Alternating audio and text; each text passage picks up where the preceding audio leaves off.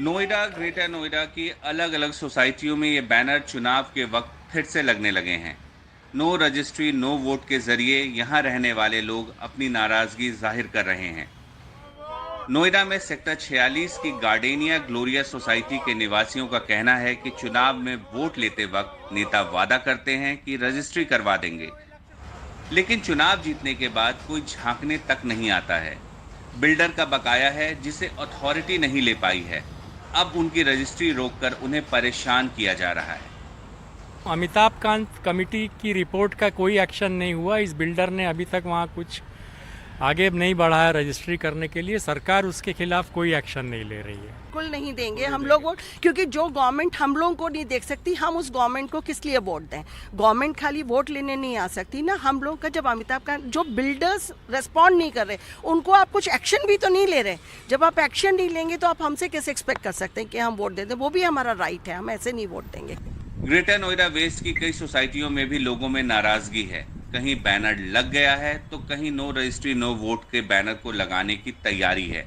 पिछले 1.5 साल से रजिस्ट्री की मांग को लेकर ग्रेटर नोएडा वेस्ट में लगातार विरोध प्रदर्शन हुए हैं। हमारी सोसाइटी में लगभग 4 टावर हैं, जिसमें 3 टावर की रजिस्ट्री ऑलमोस्ट हो गई है, लेकिन एक टावर ऐसा है जिसकी रजिस्ट्री पिछले 2 साल से पेंडिंग है। हम निवासी बिल्डर के चक्कर काट काट के थक चुके हैं। और ये समस्या केवल हिमालय प्राइड की नहीं है। गौतम बुद्ध नगर में लगभग 50% से ज़्यादा ऐसी सोसाइटीज़ हैं जिसमें सेम समस्या है। ठीक है, और मेरा ये मानना है कि इसमें सबसे बड़ा दोषी सरकार है, जिसने अभी तक बातों के अलावा कुछ नहीं किया है। तो हम सभी निवासियों ने ये डिसाइड किया है कि जब तक रजिस्ट्री नहीं तब तक वोट नहीं। हम लोगों ने अथॉरिटी में और बिल्डर के यहाँ चक्कर काट कर परेशान हो गए हैं, लेकिन बिल्डर और अथॉरिटी दोनों लोग में से कोई भी हमारी रजिस्ट्री नहीं करवा रहा है। अतः हम सरकार से गुहार लगाते हैं कि हमारी रजिस्ट्री कराकर हमें मकान का मालिकाना हक दिया जाए। इस संदर्भ में और कहना चाहते हैं कि अगर हमारी रजिस्ट्री नहीं होती है तो हम लोगों ने इस बार निर्णय किया है कि हम किसी भी गवर्नमेंट को कोई वोट नहीं देंगे। एनसीआर में करीब 2.4 लाख फ्लैट ऐसे हैं जो प्रभावित हैं। इनमें 1.2 लाख फ्लैट सालों से अटके हुए हैं। वहीं 1.2 लाख फ्लैट लोगों को मिल तो गए हैं, लेकिन उनकी रजिस्ट्री नहीं हुई है। इस समस्या पर सुझाव के लिए अमिताभ कांत कमेटी बनी। कमेटी की सिफारिशों को यूपी सरकार ने मंजूरी दी है। इसके बाद बिल्डरों को 2 साल जीरो पीरियड का लाभ दिया गया है, यानी उन पर उस दौरान जो ब्याज लगा था उससे राहत दे दी गई है।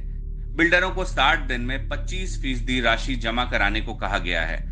जो बिल्डर ये पैसा जमा करेंगे उनके प्रोजेक्ट में रजिस्ट्री शुरू हो जाएगी, लेकिन इसका फायदा उन प्रोजेक्टों को नहीं मिल रहा है जिनका केस एनसीएलटी में है।